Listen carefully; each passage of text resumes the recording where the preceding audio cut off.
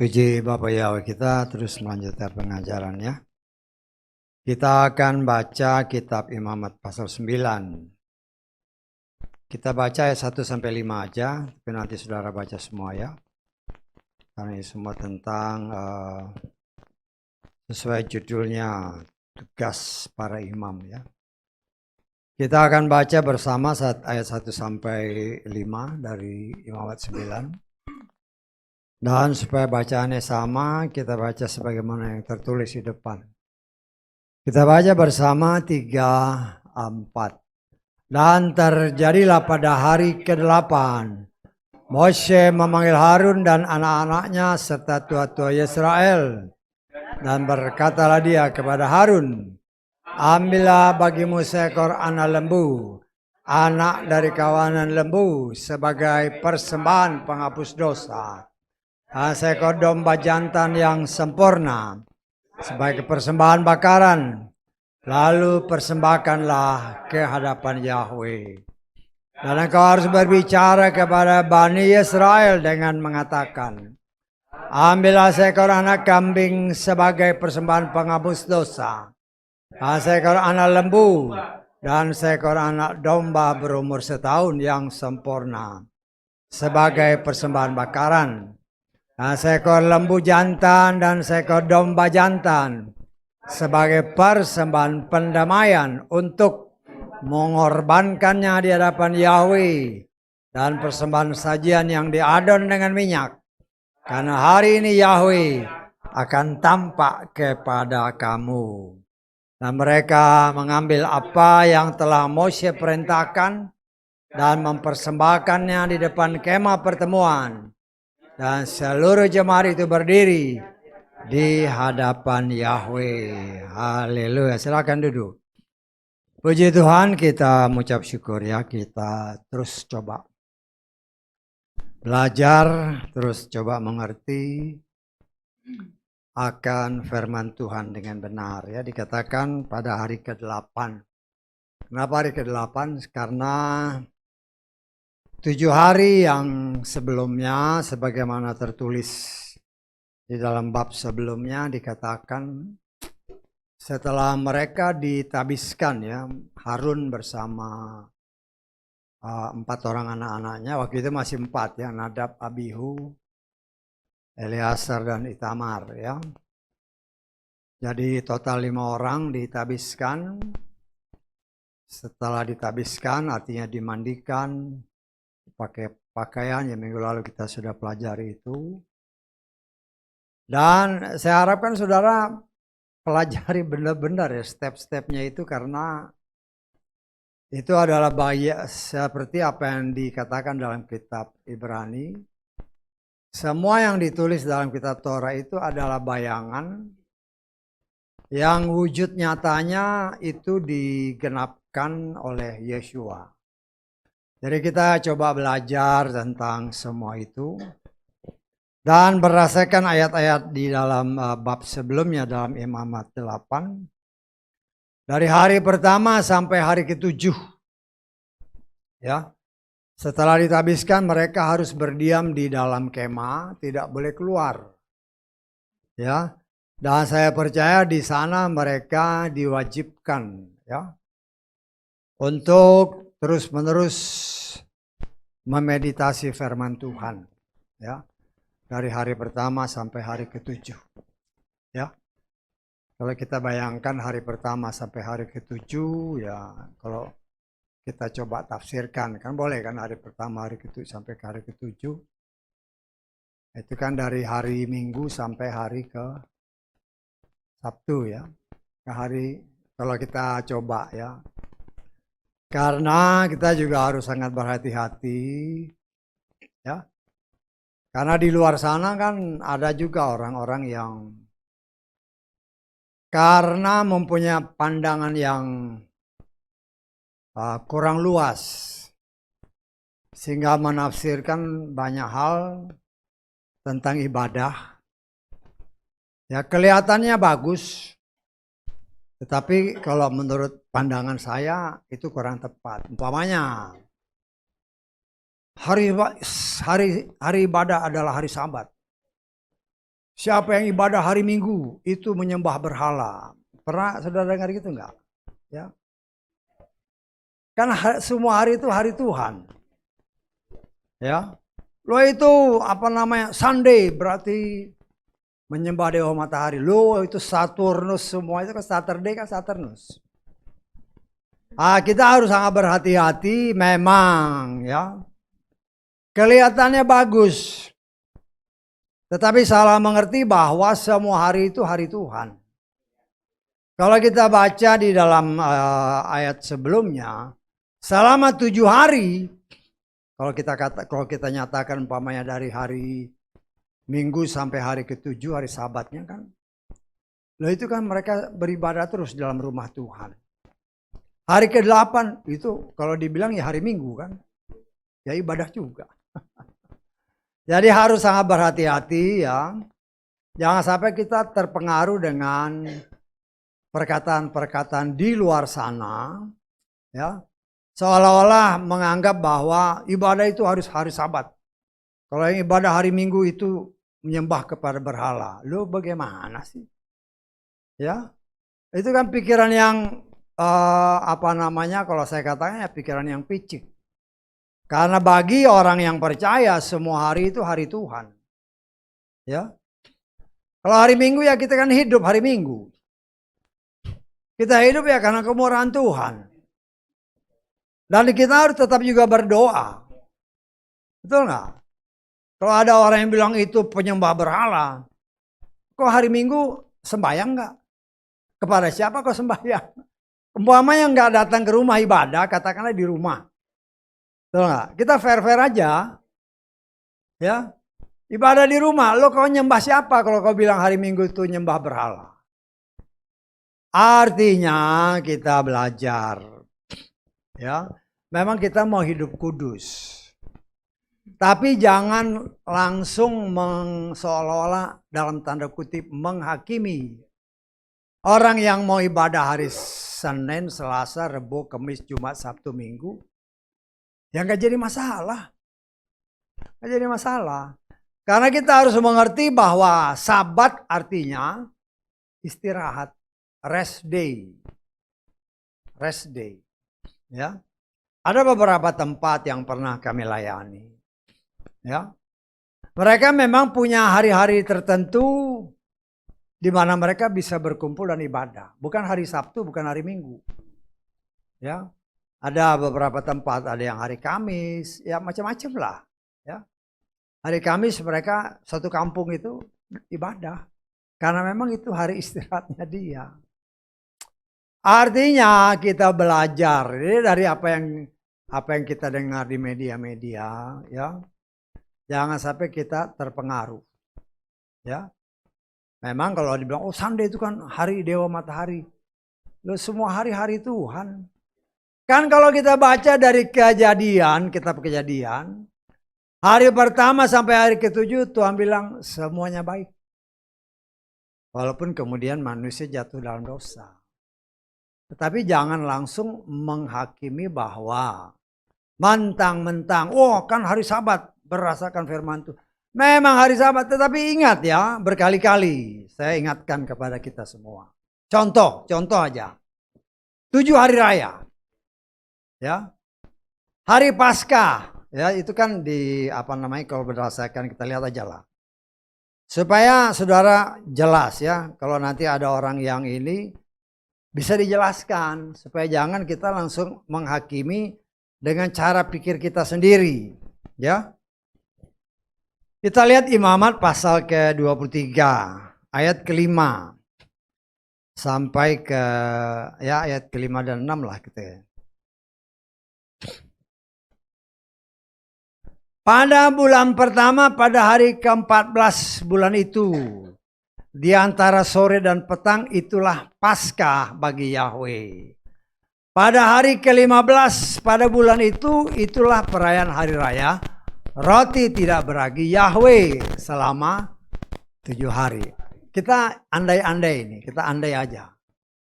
Kalau Paskahnya pas jatuh pada hari Sabat, hari Sabtu. besoknya kan hari Minggu kan. Loh, hari raya tidak beragi. Apakah kita mau mengatakan hari raya tidak beragi itu penyembahan berhala? Lah, kita harus bisa melihat firman Tuhan dengan jelas. Karena banyak orang ya kadang-kadang penyembah Yahweh juga. Harus ibadah hari Sabat. Kalau bukan hari Sabat, itu menyembah pada berhala, apalagi hari Minggu. Loh, kalau ini, contohnya ini aja. Sabat kan hari ke-14. Katakanlah kebetulan pada tanggal 14 itu hari Sabtu, katakan. Ya. Loh, besoknya kan hari raya roti tidak beragi. Dan hari raya roti tidak beragi adalah satu dari 3 hari raya yang harus dirayakan oleh orang Israel. Lah, jadi saya ya dengan apa yang tadi dikatakan pada hari ke-8 ya, Tuhan langsung ingatkan. Karena di luar sana ada orang yang beranggapan ya, atau seolah-olah menghakimi kalau kau ibadah hari Minggu itu menyembah kepada berhala. Apa dasarnya? Berarti kau nggak percaya bahwa setiap hari itu hari Tuhan. Kan hari ini harinya Yahweh ya. Setiap hari harinya Yahweh. Tetapi jangan engkau membuat dirimu terlalu mempunyai pikiran yang picik. Sehingga seolah-olah hari itu miliknya setan. Jangan. Ya. Kan contohnya ini. Saudara bisa tangkap nggak maksud saya ini? Kalau hari Paskah itu kebetulan dia hari Sabtu. Kan besoknya langsung hari raya roti tidak beragi. Hari Minggu. Bahkan selama 7 hari. Kita belajar. Ya, kita belajar. Kalau ada orang yang punya pendapat seperti yang tadi saya katakan. Paling sedikit dari ayat ini. Saudara bisa menjelaskan kepada mereka. Ya. Jangan salah tafsir. Jangan salah tafsir. Ya. Karena bagi kita orang yang percaya kepada Bapa Yahweh, semua hari Bapa Yahweh, bukan hari setan. Hari Bapa Yahweh, hari Bapa kita. Kenapa? Karena Yeshua berkata, ya, setan sudah dikalahkan. Ya. Jangan sampai kita hanya terbawa arus dengan berita-berita. Bahkan berita-berita seperti itu biasanya datang dari orang yang percaya kepada Bapa Yahweh. Karena mentok pada hari Sabat. Kalau bukan hari Sabat ibadahnya, itu menyembah kepada setan. Loh, hikmatnya di mana? Betul nggak? Dan itu bisa langsung dibuktikan dengan ini aja. Dari Imamat 23 ini. Langsung kan, Paskah, langsung hari raya roti tidak beragi. Hari raya tidak beragi itu 7 hari loh. Kemudian juga Tabernakel juga 7 hari. Apakah engkau mengatakan bahwa itu hari menyembah kepada berhala? Hati-hati. Ya. Lah, kita sebagai anak-anak Tuhan, semakin hari semakin kita mengerti bahwa semua hari bagi anak Bapa Yahweh adalah hari yang baik. Ya, karena itu dikatakan mengucap syukurlah dalam segala hal. Karena hari itu semua milik Tuhan. Ya, jangan karena pikiranmu engkau membuat hari itu jadi milik setan. Karena engkau sendiri salah menafsirkannya. Ya, paling sedikit saya memberitakan atau mengajarkan kepada saudara, jangan sampai hanya terbawa arus dengan pikiran-pikiran seperti itu. Karena itu sama sekali nggak ada hikmatnya. Saya tanggap ya, itu sama sekali nggak ada hikmatnya. Dan saya sangat percaya bahwa hari itu bagi anak Bapa Yahweh semuanya baik. Dan firman Tuhan membuktikan ya bahwa ya kan kita, karena itu kan itu kan dulu ya, kita lihat lagi kan. Bisa aja kan orang-orang itu kadang-kadang berkelit membela diri pakai firman. Hebat ya. Jadi itulah hebatnya, tapi hebat yang negatif ya. Bukan hebat yang benar-benar hebat, Karena itu kita sebagai anak-anak Tuhan jangan sampai salah tangkap. Kita baca. Ya. Dalam Kisah Rasul pasal kedua. Nah, kita harus ingat bahwa Yesua, firman Tuhan katakan setiap hari ada di bait suci. Demikian juga para rasul. Ya. Nah, kita lihat aja lah. Kisah Rasul pasal kedua.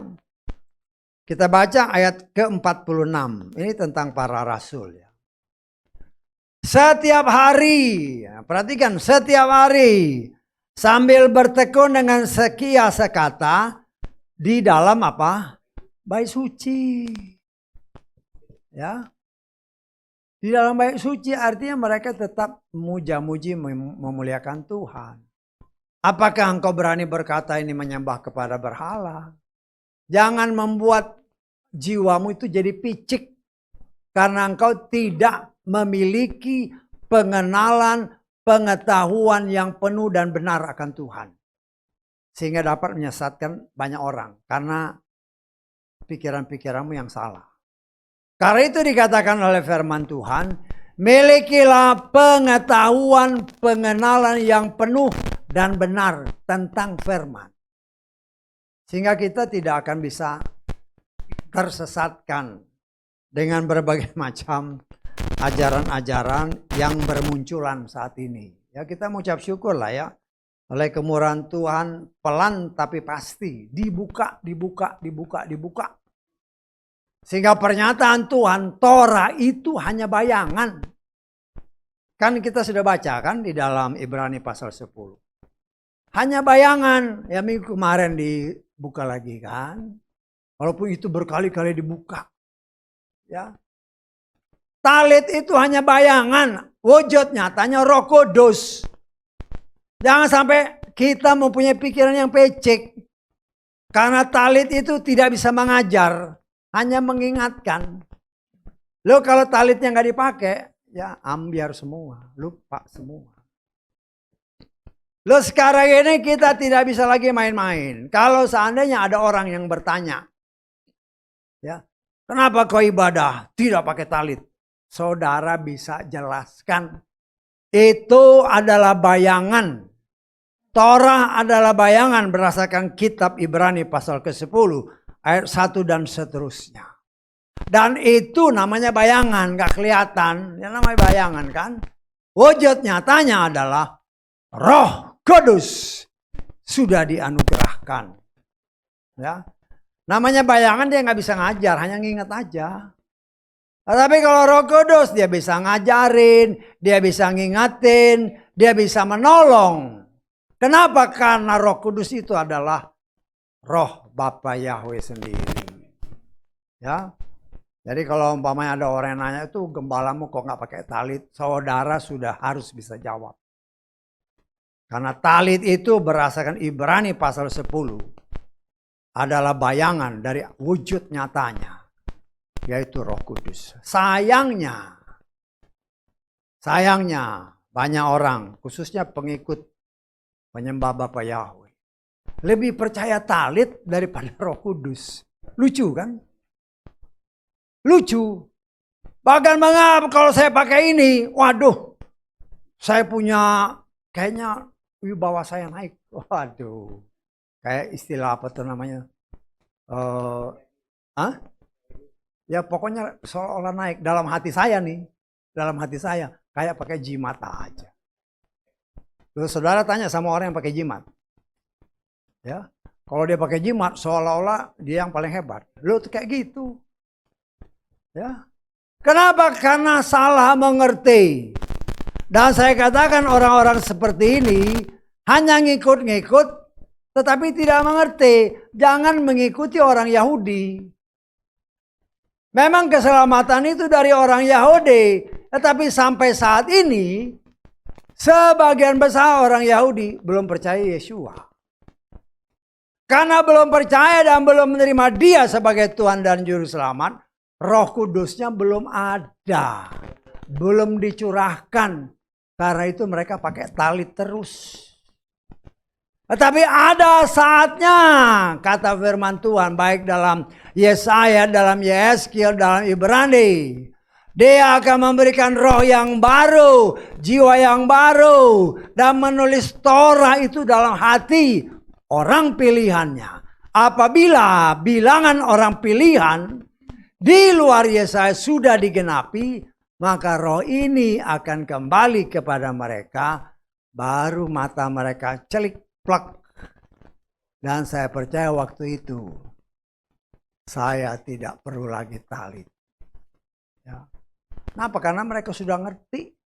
Itu sudah digenapkan dengan Roh Kudus. Ya. Tapi ya sayangnya ya itu. Karena menyembah ya, banyak kan penyembah Yahweh. Sayang. Kenapa?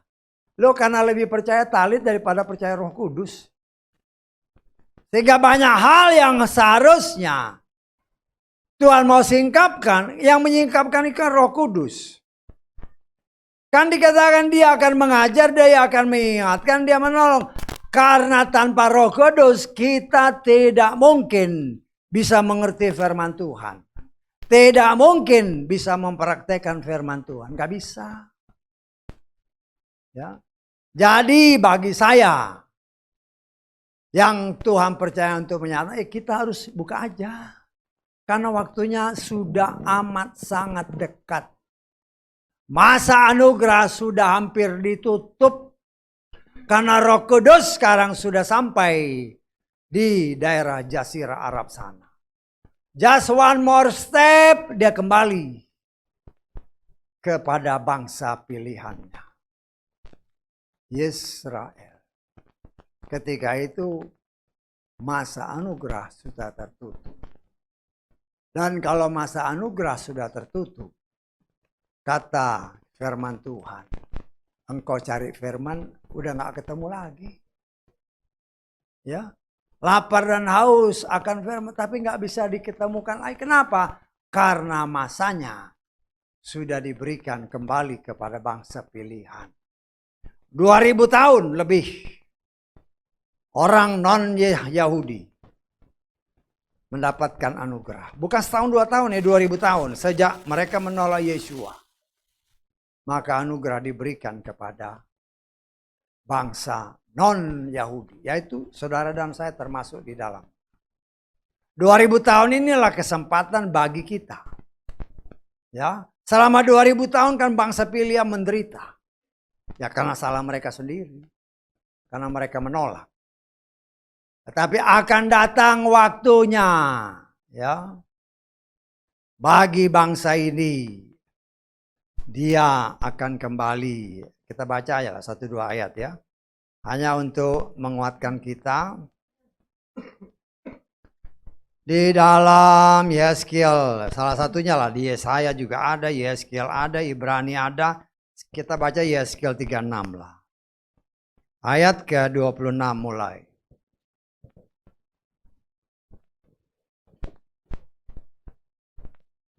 Aku juga akan memberikan kepadamu hati yang baru. Aku akan menaruh roh yang baru di dalam kamu. Aku akan menjauhkan hati batu dari tubuhmu. Aku akan memberikan kepadamu hati daging. Terus, aku akan menaruh rohku di dalam kamu. Roh Kudus dikasih. Ya. Kamu akan membuat dan akan membuat kamu berjalan dalam ketetapanku. Kamu akan melihat peraturanku dan melakukan dan seterusnya. Ini diberikan kepada bangsa Israel setelah genap waktunya. Kapan waktunya genap? Kita lihat. Di dalam Roma pasal ke-11. Ayat ke-25.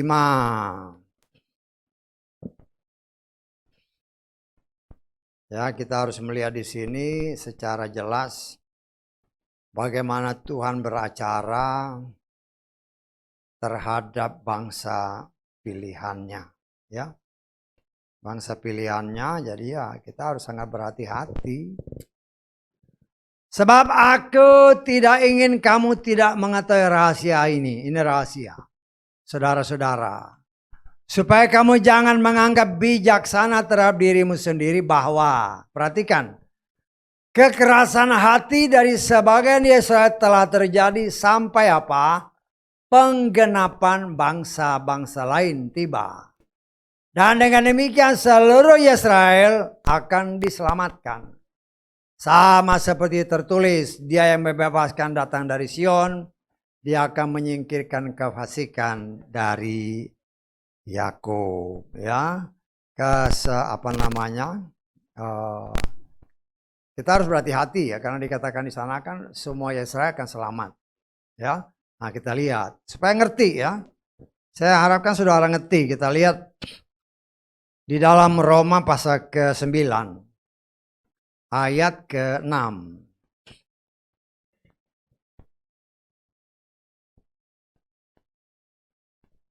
Namun demikian bukan berarti firman Elohim telah gagal. Sebab, perhatikan ayat ini. Tidak semua yang berasal dari Israel itu Israel. Karena tidak semua anak adalah keturunan Abraham. Tetapi melalui Yitzhak akan disebut keturunan bagimu. Artinya, berdasarkan ayat-ayat ini, Tuhan hanya menganggap dari istri yang sah, yaitu Sarah. Dia kan punya Hagar, punya Keturah. Tapi berdasarkan ayat ini, yang disebut Israel dalam pandangan Bapa Yahweh hanya yang berasal dari Sarah, Yitzhak dan seterusnya. Ya, tapi kalau dari Yitzhak sendiri kan punya anak dua kan, Yakub sama siapa?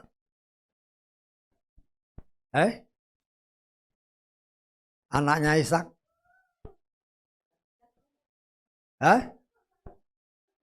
Kawan. Nah, kita harus mengerti firman Tuhan.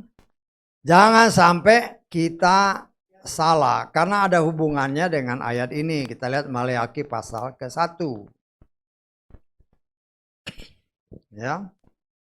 Ayat ke-2 dan 3. Yahweh berfirman, aku mengasihi kamu, tetapi kamu mengatakan dengan apakah engkau mengasihi kami. Perhatikan, bukankah Esau saudara Yakub, namun aku mengasihi Yakub dan membenci Esau. Kan tadi yang disebut Yesaya adalah yang dari Yitzhak. Anak Yitzhak ada dua. Tapi berdasarkan ayat ini, aku mengasihi Yakub dan membenci Esau. Ya. Lah kita melihat di sini betapa luar biasanya firman Tuhan. Dari semua anak-anak Yakub yang 12 orang. Ya. Yang 12 orang. Dari mulai Ruben sampai kepada Benyamin. Ada tertulis berdasarkan kitab Wahyu pasal 7. Nanti kalau saudara baca ya Wahyu pasal 7. 144.000 orang, masing-masing 12.000 dari setiap suku. Di situ sukunya Dan hilang. Dan. Sudah dibelajarkan tentang Dan kan? Karena dia penyembah berhala. Langsung dicoret namanya diganti sama Manasye. Ya. Jadi apa yang dikatakan di dalam kitab Ibrani tadi, tidak semua yang disebut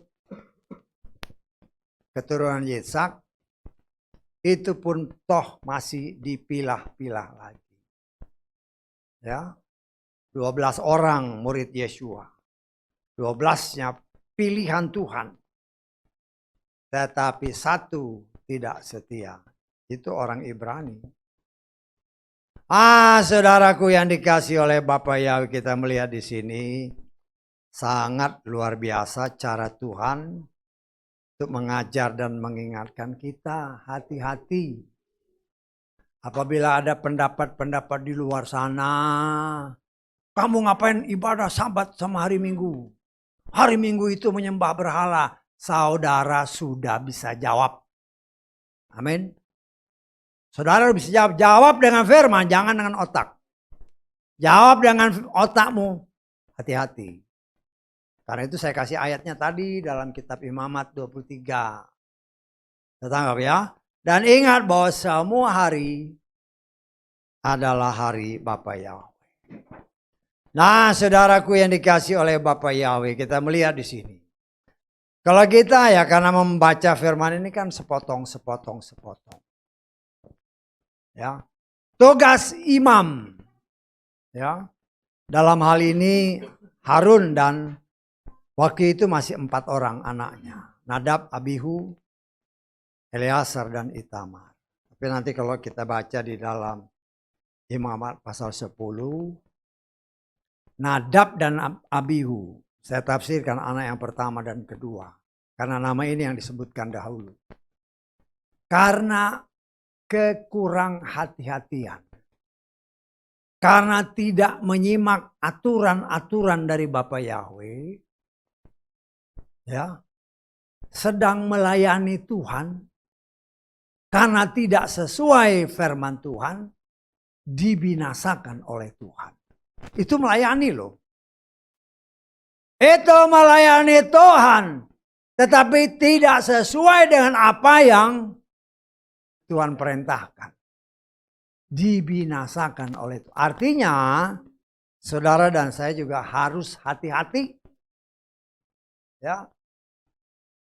Kita mau ucap syukur kita sebagai orang pilihan Tuhan diberi kesempatan untuk mengenal dengan benar siapa Tuhan kita. Siapa juru selamat kita. Kemudian kita diajar untuk memiliki pengetahuan yang penuh akan Dia. Tetapi ketika kita diajak semakin mendalam, ternyata banyak sekali aturan dan perintah yang banyak menyangkut pribadiku. Ya, aku, ya kita harus sebut lah ya. Kita nggak boleh karena berdasarkan firman kan, jangan main-main dengan aturan Tuhan. Ya saya mengucap syukur beberapa. Ya saya melihat memang ini keras ya. Tetapi aturan ya aturan. Kan Torah itu aturan, perintah dan ketetapan. Diatur. Ya diatur. Nah, saya mengucap syukur beberapa waktu yang lalu kan. Udah diingatkan. Memang boleh berbahasa lidah, boleh berbahasa roh. Tapi sudah diingatkan hati-hati. Kalau engkau tidak bisa mengartikannya, lebih baik sepatah dua patah kata. Karena bahasa itu hanya dirimu dan roh Bapa Yahweh. Kalau engkau tidak bisa mengartikannya atau tidak ada orang lain yang mengartikannya, lebih baik sepatah dua patah kata. Dan kalau toh berbahasa lidah, tanya Tuhan. Tuhan apa artinya? Sehingga bahasa lidah itu membangun yang lainnya. Saya mengucap syukur ya. Dulu kan bapak macam boleh. Tapi kemudian Tuhan mulai atur. Diatur ini. Bahasa lidah harus begini ya. Jangan kau ngoceh banyak-banyak orang lain gak ngerti. Jangan sampai setan itu peniru ulung ya. Peniru ulung. Karena bahasa lidah itu nggak ada yang ngerti. Kalau engkau tidak bisa artikan, setan punya jalan masuk. Nah, saya mengucap syukur kita diajar tertib. Kalau di tempat lain kan banyak. Waduh. Kadang-kadang kita dengar lagu. Wah, saya suka kadang-kadang kita suka dengar orang pimpinan puji-pujian. Wah, nyanyi, habis nyanyi itu berbahasa lidah. Hampir setengah jam bahasa lidah. Ngapain? Berarti orang itu nggak ngerti firman. Bisa aja bahasa lidah itu bukan dari Tuhan, dari setan. Yang bisa mempengaruhi banyak orang karena engkau ngomong kedengaran sama orang lain. Jadi hati-hati di dalam mempraktekkan segala sesuatu ada aturannya. Aturan, perintah, dan ketetapan Tuhan. Di tempat ini sejak lama kita sudah terapkan. Perempuan jangan ngomong, jangan jadi pembicara, jangan ngajar. Wah, banyak orang protes, nggak jadi masalah. Ya. Karena ada ayatnya yang menyatakan jangan. Nanti kita belajar itu di dalam kitab selanjutnya. Karena itu semua tertulis di Torah. Ya. Kemudian ya udah lama juga kan. Tapi kemarin diingatkan lagi, perempuan jangan pakai pakaian laki-laki ya. Waduh, mulai gempar lagi. Itu menyinggung perasaanku. Diatur sama Tuhan kok nggak mau. Saya kan pernah cerita sama saudara kan.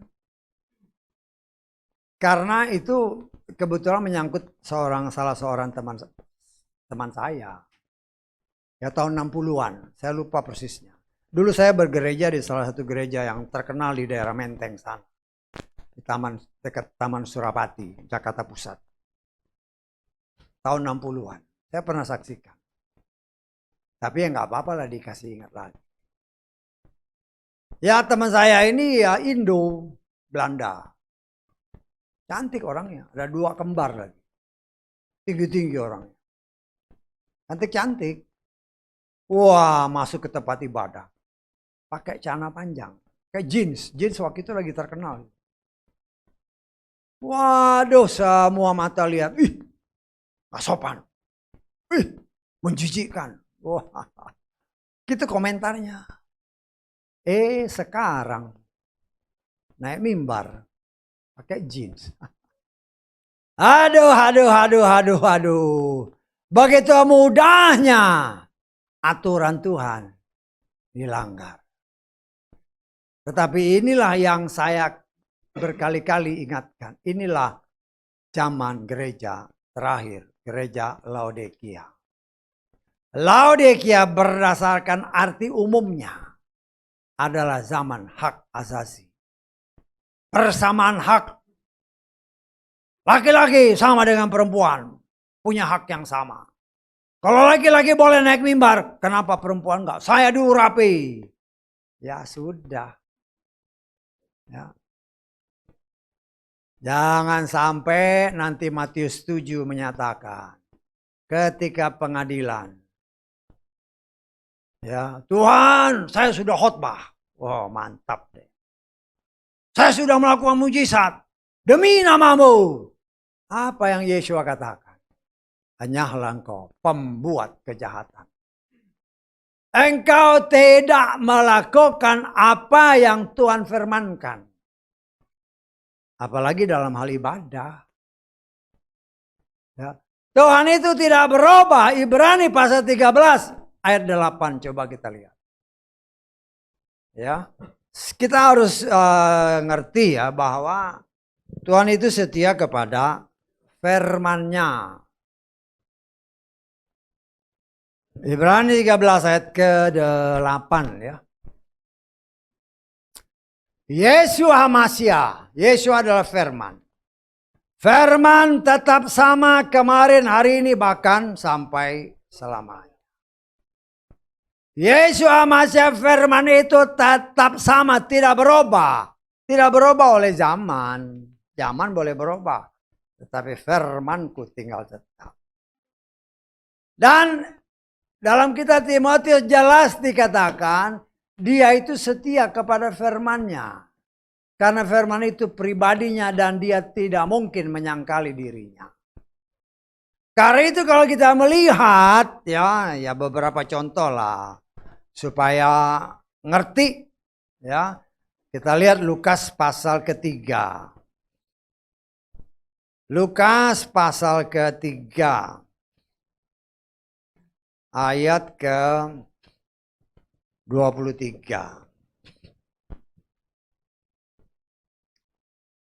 Yesua sendiri berumur kira-kira 30 tahun ketika memulai kehadirannya. Ya, kan jadi pertanyaan. Kenapa 30 tahun? Yesua itu adalah Torah yang hidup.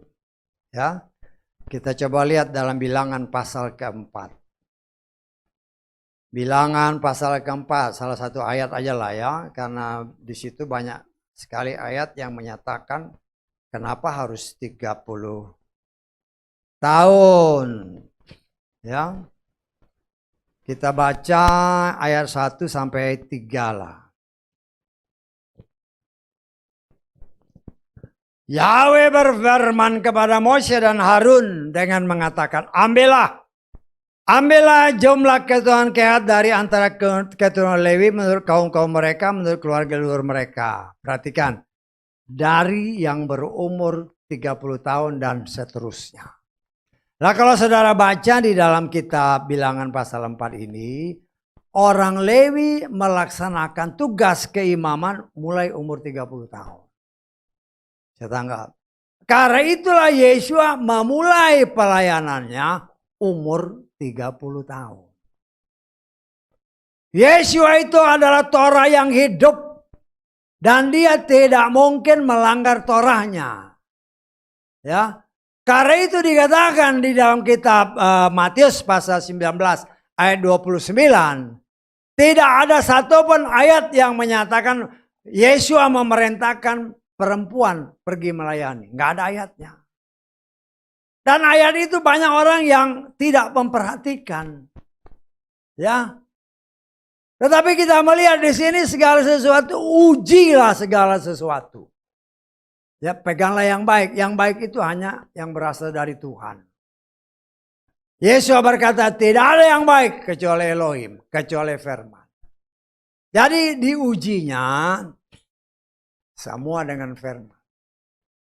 Kenapa Yesus harus 30 tahun?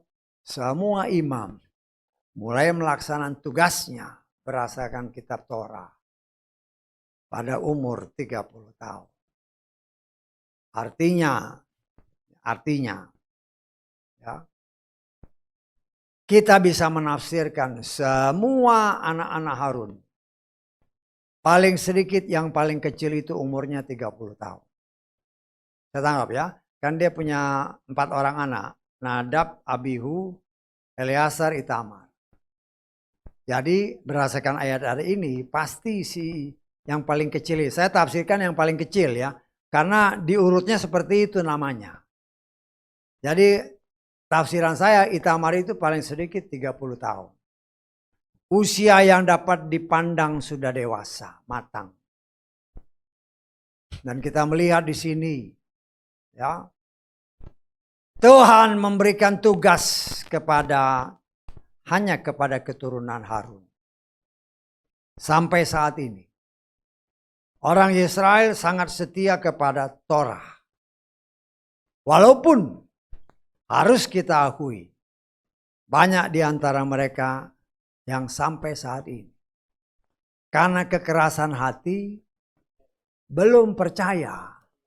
Seperti yang Yesua katakan, pada Torahmu tertulis tentang aku. Ya, tetapi mereka seolah-olah buta, walaupun setiap hari dibaca. Ya, dan salah satu tugas daripada seorang imam, kan ini kan tugas-tugasnya imam. Nah, kita juga harus perhatikan ketika mereka masuk ke dalam tabernakel. Memang mereka sudah dimandiin. Tetapi ketika mereka masuk, ya, di dalam melaksanakan tugasnya, maka apa yang tertulis dalam kitab Keluaran pasal ke berapa nih? 30. Ayat ke 19 mulai. Haruslah Harun dan anak-anaknya membasuh tangan dan kaki mereka dari air itu, air yang ada di dalam bejana. Perhatikan, apabila mereka masuk ke dalam kemah pertemuan, Haruslah mereka berbasuh air agar mereka tidak mati. Ya. Loh, ini aturan Tuhan. Ya. Ini bayangan. Ingat ya, itu bayangan. Nah, nanti kita lihat bagaimana harus dalam kenyataannya.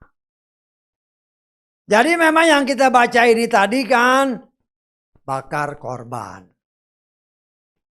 Biasanya kalau kita perhatikan, yang pertama dipersembahkan adalah persembahan untuk penghapus dosa. Pertama-tama minta ampun atas dosa. Ya. Kemudian nanti kalau saudara baca semuanya ini, baik itu persembahan penghapus dosa, kemudian persembahan bakaran, kalau saya terjemahkan persembahan bakaran adalah persembahan pengucapan syukur. Dan persembahan bakaran ini, kalau kita baca di dalam kitab Bilangan, kita baca aja lah ya, lengkap-lengkap dikit nggak jadi masalah lah, karena kita belajar supaya kita bisa memiliki pengetahuan, pengenalan yang penuh akan firman Tuhan. Kita baca di dalam Bilangan pasal ke-28. Kita baca mulai ayat 1.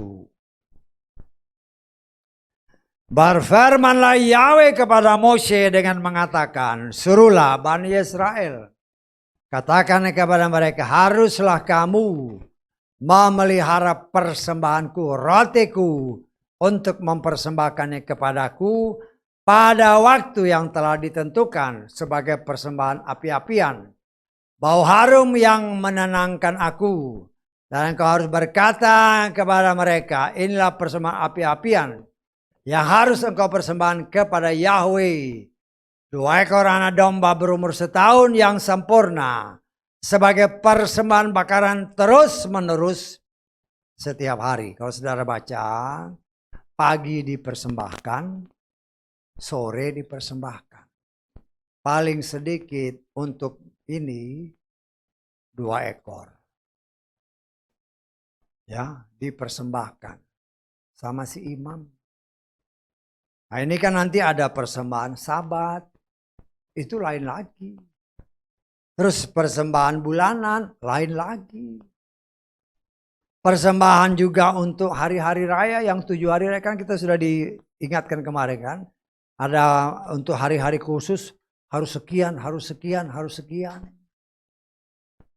Tetapi ingat, semua itu adalah bayangan. Yang diungkapkan, dinyatakan kepada bangsa pilihan Tuhan, yaitu Israel.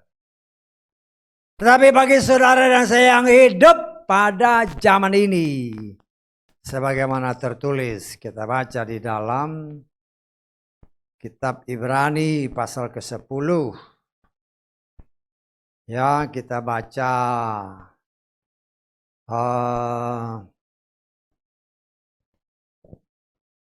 baca ayat 1 dulu lah ya. Kemudian nanti kita lengkap. Atau kita baca semua lah ya.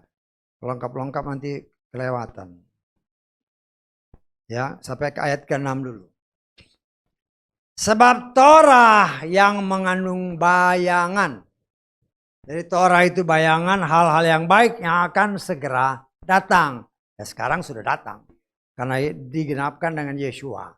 Karena itu semua 7 hari raya itu sebenarnya gambaran tentang Yeshua. Sejak dia pertama dikorbankan pada hari Paskah.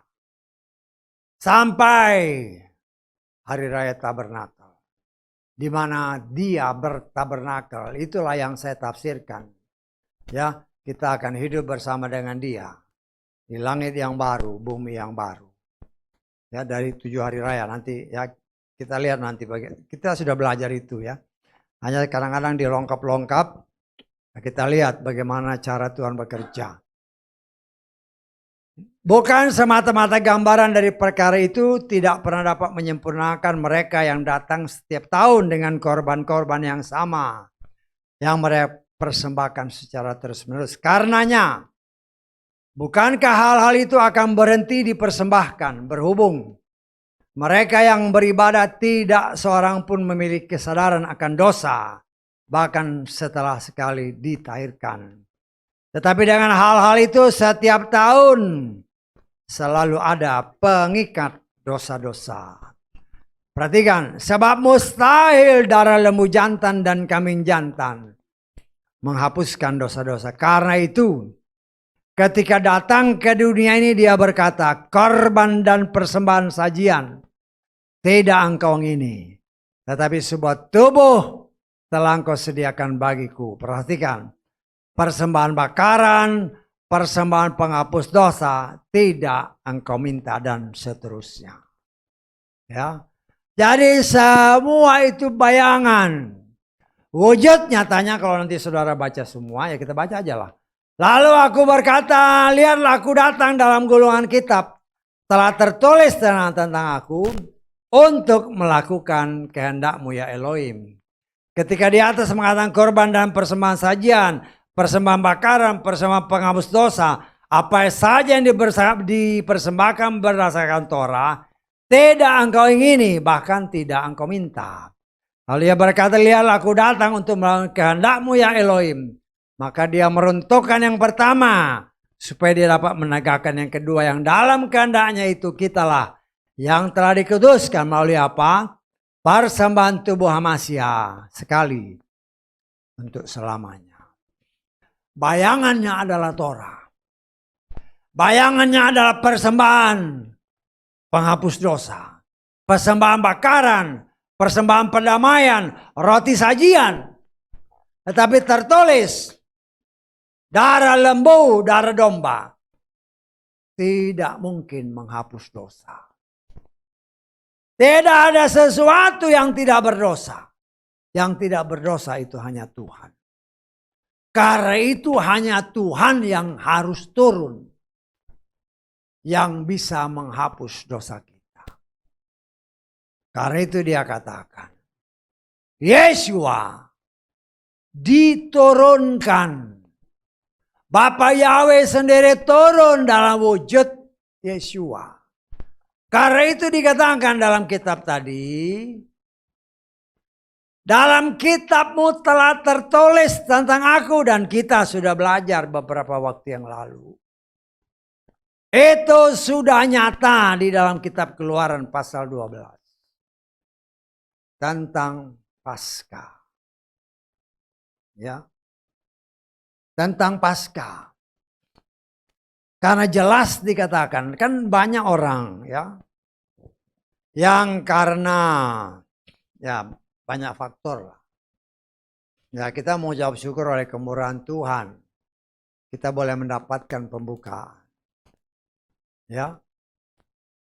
Kan memang dalam rangka ketika bangsa Israel sebelum keluar dari tanah Mesir, Tuhan katakan, perintahkan kepada bangsa ini melalui Moshe, siapkan domba pada hari ke-10. Ini saudara baca dalam kitab Keluaran 12. Siapkan domba Paskah pada hari ke-10. Saya katakan semua firman itu banyak rahasianya. Karena itu kita sebagai anak Tuhan, kita harus nanya sama Tuhan. Tuhan, kenapa hari ke-10? Iya kan? Kenapa harus hari ke-10? Kenapa enggak hari pertama? Kenapa enggak hari kedua? Siapkan pada hari ke-10. Siapin, hanya disiapin. Tapi nanti potongnya hari ke-14. Hari ke-14 pun potongnya sore. Betul enggak? Loh kenapa? Itu yang harus kita tanya sama Roh Kudus. Roh Kudus diberikan kepada saudara dan saya untuk mengajar kita supaya kita mengerti firman Tuhan. Dan dari situlah saya pribadi timbul penafsiran. Karena berbicara korban berarti ada dosa. Contohnya, ketika Bapak Abraham dikatakan oleh Bapak Yahweh, tanah ini akan menjadi milikmu. Bapak Abraham nanya, Tuhan, bagaimana aku bisa tahu ini jadi milikku? Ya, pada sebelumnya Tuhan bicara, keturunanmu seperti bintang di langit. Berarti ya itu banyak juga orang yang nggak ngerti di situ. Ya, ketika istrinya masih Sarah, keturunanmu seperti bintang di langit. Tetapi nanti setelah dia kawin sama Hagar, anak-anakmu seperti bintang di langit, seperti pasir di laut. Loh, itu diperhatikan kenapa? Ya. Karena Abraham itu tidak ada izin, tidak minta izin sama Tuhan ketika dia kawinin Hagar. Karena itu jangan heran apabila tadi dalam Ibrani dikatakan, yang disebut Yisrael hanya yang berasal dari Yitzhak. Padahal kan anaknya banyak. Dari Hagar ada, dari Ketura ada. Ya, Tuhan mau kasih lihat. Yang diakui sama Tuhan hanya istri yang sah. Sarah. Orang pilihan. Lah di sini kita melihat, kita kan harus belajar. Karena dalam Ibrani tadi dikatakan, dalam kitabmu sudah tertulis. Lah itulah yang saya katakan, itu tertulis di dalam Torah. Di dalam kitab Keluaran dikatakan, ketika bangsa Israel mau dibebaskan oleh Tuhan dari perbudakan Mesir, siapkan domba. Paskah pada hari ke-10. Pertanyaannya kenapa hari ke-10? Nanya sama Bapak kita yang punya firman itu. Dan saya pribadi menafsirkan. Ya. Saya nggak tahu banyak orang lain yang menafsirkan lain, yaitu urusan mereka. Setiap korban.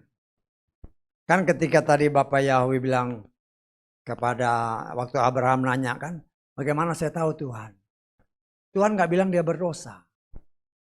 Tapi Tuhan bilang siapkan lembu, siapkan ini, siapkan ini, siapkan ini. Supaya dipersembahkan sama Tuhan. Ya itu disiapin. Artinya karena keraguan Bapak Abraham. Dalam pandangan Bapak Yahweh itu dosa. Akhirnya semua disiapkan, api dari sorga membakar habis semua itu. Ya, nanti saudara baca di dalam kitab Kejadian pasal 15, diingatkan lagi. Ya, dan saya menafsirkan. Ya, karena dosa ada korban. Dosa siapa? Kan gitu. Ya. Dosa siapa? Banyak orang menafsirkan karena bangsa Israel mau dilepas. Ya, padahal kan dilepasnya hari ke-14 atau hari ke-15. Karena hari ke-14 itu dikorbankan.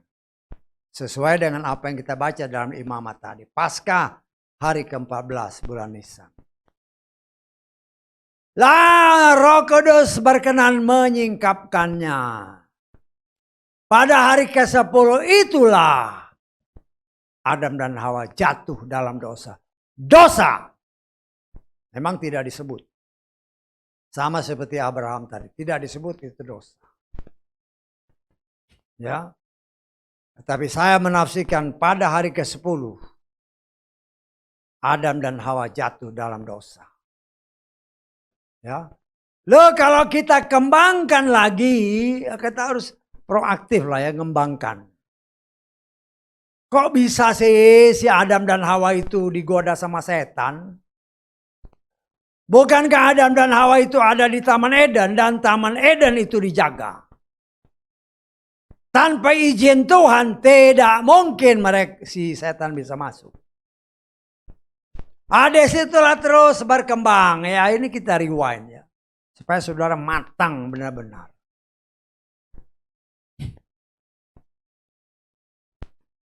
Banyak orang yang memang ya karena tidak mau lebih dalam lagi menggali. Nanya sama Roh Kudus. Jangan nanya sama Talit nggak bisa ngomong Talit itu. Tanya sama Roh Kudus, kenapa? Ya. Memang firman Tuhan berkata, umur Adam 930 tahun. Lo harusnya nanya apakah itu umur yang benar. Lo kitab suci nggak mungkin salah. Pakai hikmat, hari keberapa si Adam diciptakan? Hari ke-6 kan? Betul nggak? Hari ke-7 Tuhan istirahat. 1 hari 1000 tahun. Itu aja udah 1000 tahun lebih. Ya. Dan saya menafsirkan. Ketika dia hari ke-6 diciptakan, hari ke-10 dia jatuh dalam dosa. Hari ke-6, hari ke-7, hari ke-8, hari ke-9, hari ke-10. 5 hari, 5000 tahun. Bapa Yahweh dengan setia menunggu perintahnya kepada manusia, beranak cuculah, penuhi bumi. Enggak jadi. 5000 tahun Adam dan Hawa ditunggu Tuhan. Enggak punya anak. Atau tidak mau punya anak. Setan itu lecek. Setan kan dengar waktu Tuhan ngomong itu. Bisa tangkap? Setan kan dengar. Saya menafsirkan karena ada ayatnya. Kadang-kadang kan Tuhan manggil malaikatnya. Setan juga ada kan dalam kitab Ayub kan. Saya menafsirkan. Pada waktu itu Tuhan sedang manggil malaikat atau si setan datang sama Tuhan. Setan itu kan penuduh. Datanglah setan sama Bapak Yahweh. Saya tafsirkan ya. Tuhan, perintahmu kepada Adam dan Hawa. Punya anak, penuhi bumi. Tuhan 5000 tahun gak punya anak. Setan gak maksud saya. Ini tafsiran saya ya. Saya yang nafsir.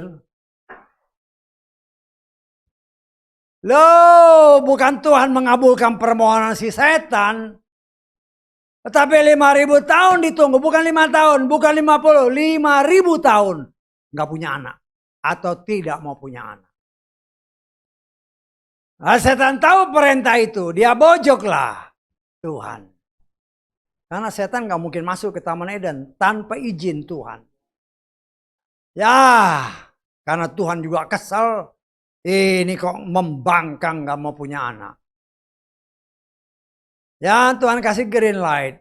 Karena itu ada tertulis, engkau pernah ada di Eden. Ya, betul nggak? Pernah baca nggak itu? Lihat di kitab apa? Hah? Kitab apa? Yehezkiel 28. Kita lihat. Ayat ke-13. Nanti kalau sudah baca semua ya. Ayat 13. Engkau pernah berada di Eden. Setan ada di Eden karena Tuhan izinkan. Setan tahu yang Tuhan mau punya anak. Betul? Kalau setan menggauli si Adam, nggak mungkin punya anak. Setan tahu yang bisa punya anak, Hawa. Karena itu Hawa digauli. Itulah yang saya tafsirkan. Ya. Apa yang dikatakan oleh Paulus. Ya. Bukan sesuatu yang asal ucap. Tetapi ini dalam tafsiran saya. Ada kaitannya dengan apa yang terjadi di Taman Eden. Ya, kita sudah belajar ini. Kita rewind dikit lah supaya bisa diingat. 2 Korintus pasal ke-11 ayat ke-2. Sebab aku, siapa Paulus, mencampuri kamu dengan cemburu ilahi, karena aku telah mempertunangkan kamu kepada seorang suami untuk mempersiapkan apa? Seorang perawan yang suci bagi Hamasiah. Kita perhatikan kenapa harus ditulis perawan. Saya menafsirkan seperti yang pernah disingkapkan. Kenapa yang Tuhan minta itu darah? Ada tertulis gigi ganti gigi, mata ganti mata. Artinya darah ganti darah. Saya tangkap. Loh seharusnya ya darah perawannya si Hawa itu untuk Adam, bukan untuk setan. Saya menafsirkan karena Adam dan Hawa 5.000 tahun gak punya anak, saya menafsirkan Hawa itu perawan. Tetapi karena tertipu sama setan, darah perawannya yang harusnya diberikan kepada Adam diambil sama setan. Karena itu Tuhan menuntut darah diganti darah, darah perawan. Ya. Lah dari sini kita terus belajar menggali firman Tuhan. Tuhan setia kepada firman-Nya.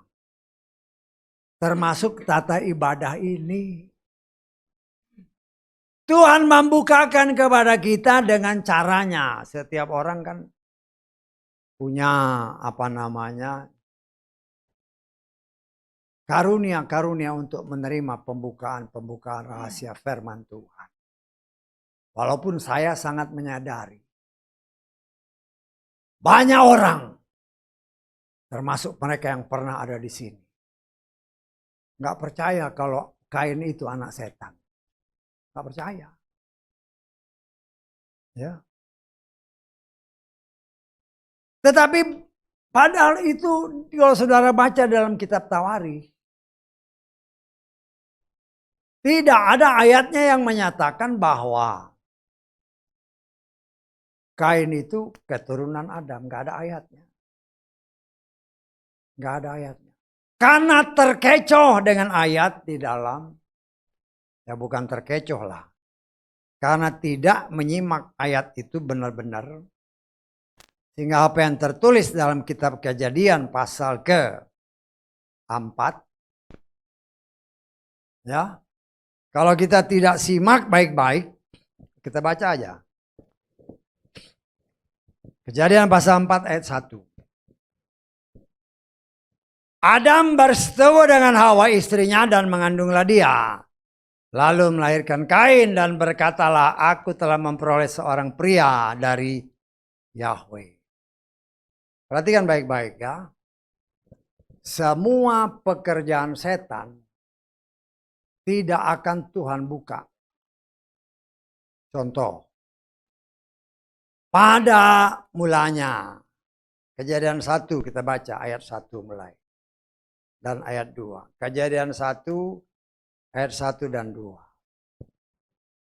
Pada awalnya Elohim menciptakan langit dan bumi. Saya percaya.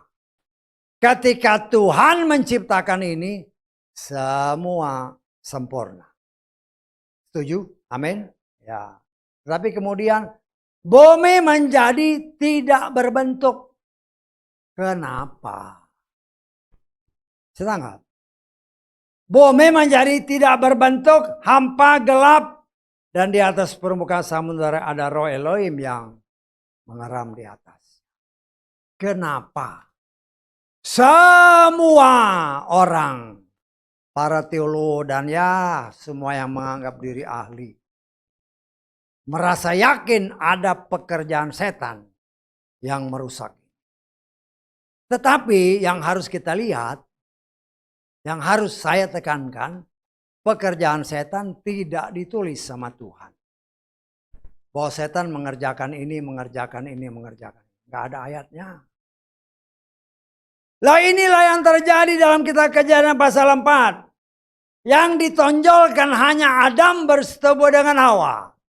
Tetapi apa yang terjadi dalam kitab Kejadian pasal 3, setan itu kan mendahului si Adam. Itu tidak disebut. Tetapi ayat-ayat lain mendukung. Tidak ada ayat yang menyatakan, kita lihat Kejadian pasal 3, kita contoh ayat ke-20. Ya semua ini pernah kita belajar ya, cuman ya kita rewind lagi supaya kita mengerti. Kejadian 3 ayat 20. Adam menyebut istrinya dengan Hawa, kenapa? Karena dialah yang menjadi ibu semua yang hidup. Tidak ada satu ayat pun dari Kejadian sampai Wahyu yang menyatakan Adam bapak semua yang hidup. Saya tangkap nggak? Nggak ada ayatnya. Artinya perempuannya cuma satu. Hawa, lakinya 2. Saya tangkap. Loh jangan dianggap remeh ya. Ya, Hawa ini ibu semuanya. Tapi tidak ada dikatakan Adam bapak semuanya. Disinilah kita melihat sangat luar biasanya pekerjaan Bapa Yahweh yang ditonjolkan. Tetapi pekerjaan setan tidak ditonjolkan. Kenapa? Kalau ditonjolkan, waduh, setan yang disembah. Ya. Di sini kita melihat betapa luar biasanya apa yang Tuhan kehendaki kita mengerti. Bahwa semua apa yang menjadi korban-korban yang harus dipersembahkan itu sudah digenapi oleh Yeshua. Aku sudah menyiapkan. Karena itu dikatakan sudah tertulis dalam gulungan kitab.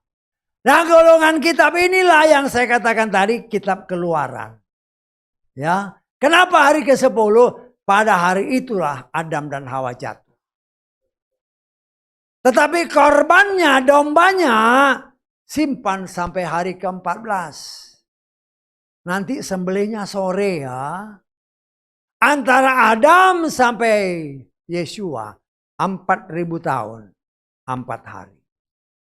Dan Yeshua di kayu salib sore hari dia mati. Karena itu dikatakan sembelihnya sore.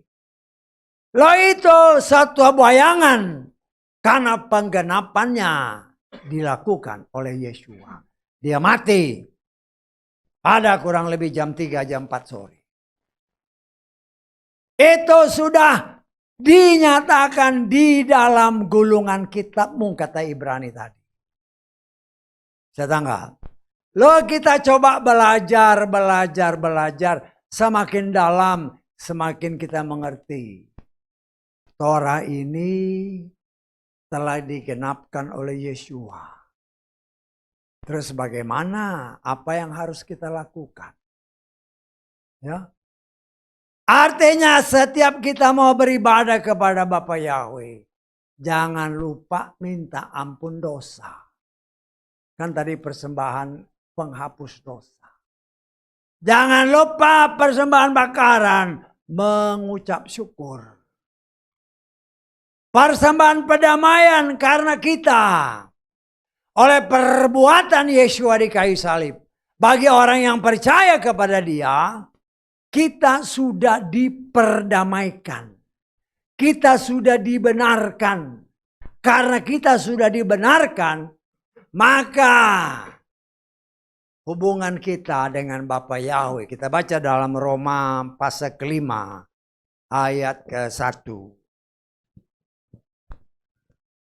Roma 5 ayat 1. Sebab itu setelah dibenarkan oleh iman, kita memiliki damai sejahtera dengan Elohim melalui Tuhan kita Yeshua Mashiach. Setelah dibenarkan karena iman, kitab Galatia sudah pernah kita pelajari. yang dinamakan iman adalah pribadi Yeshua. Karena itu dalam kitab 1 atau 2 Tesalonika pasal ketiga ayat 1, 2, 3 dikatakan tidak semua orang memiliki iman. Tidak semua orang percaya Yeshua.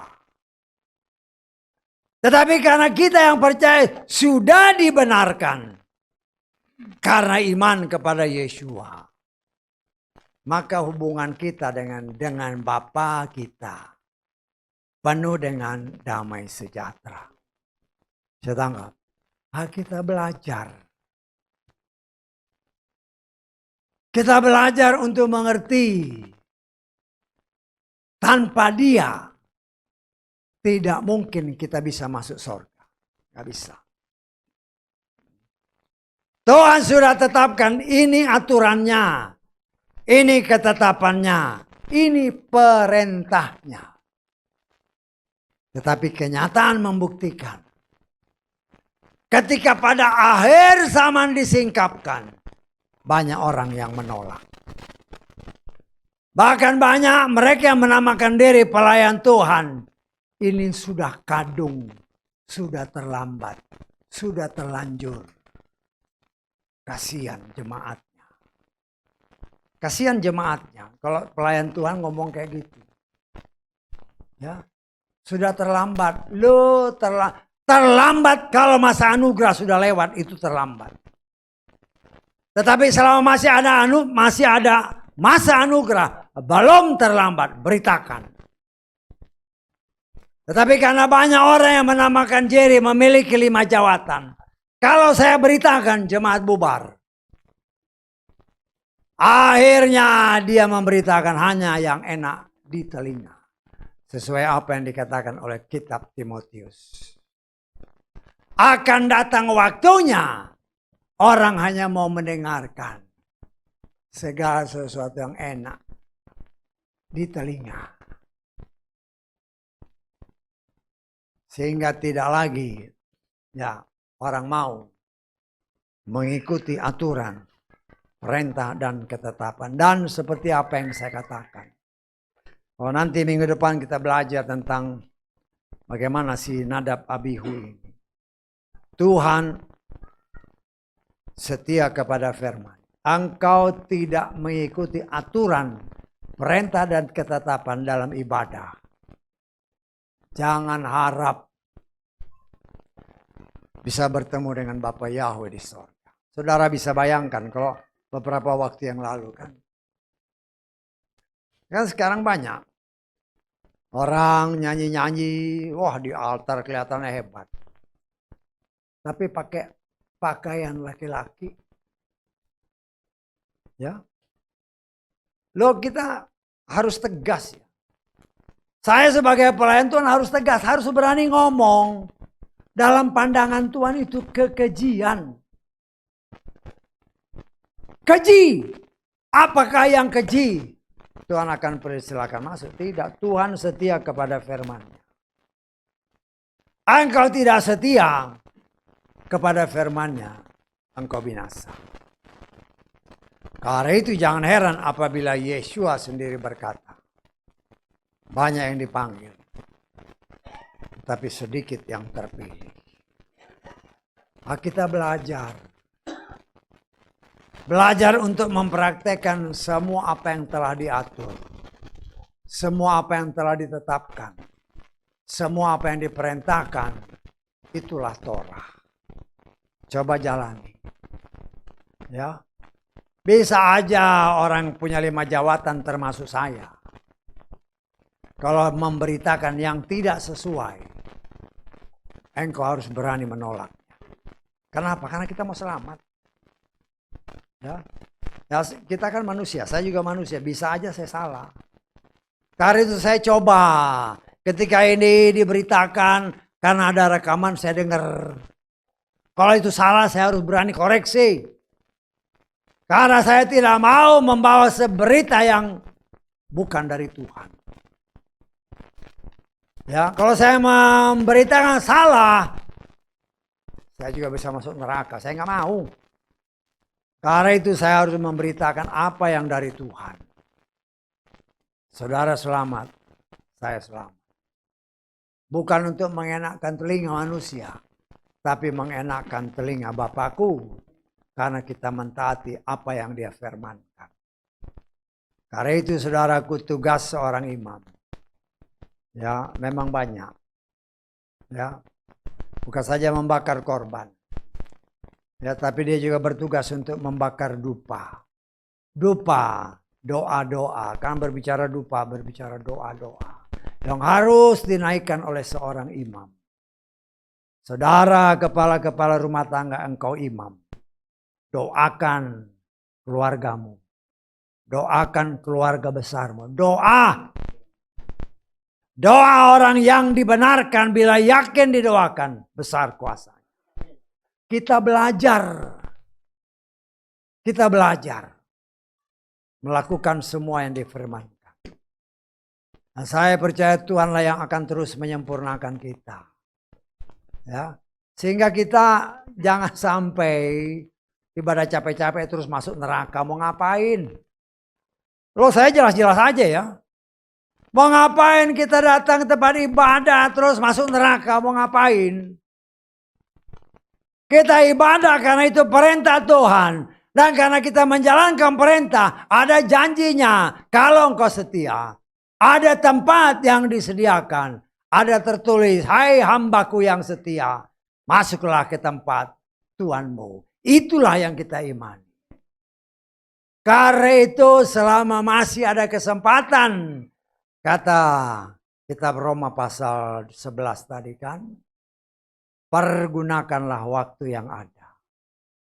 Ya, pergunakanlah waktu yang ada. Terus setiap hari kita gali firman, baca firman. Jangan baca firman hanya di tempat ibadah. Baca firman setiap hari, siapkan waktu untuk baca firman.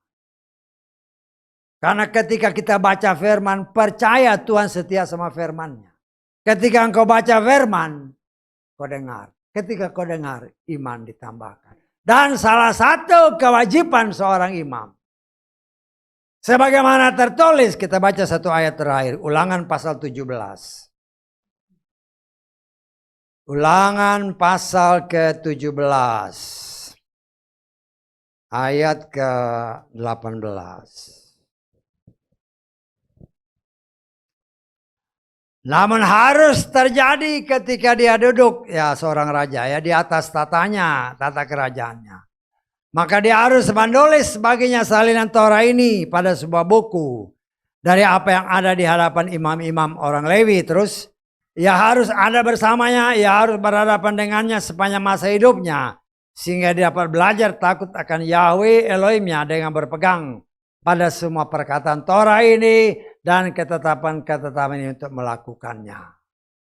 Ini kewajiban seorang raja, tetapi Torah itu ada pada seorang imam.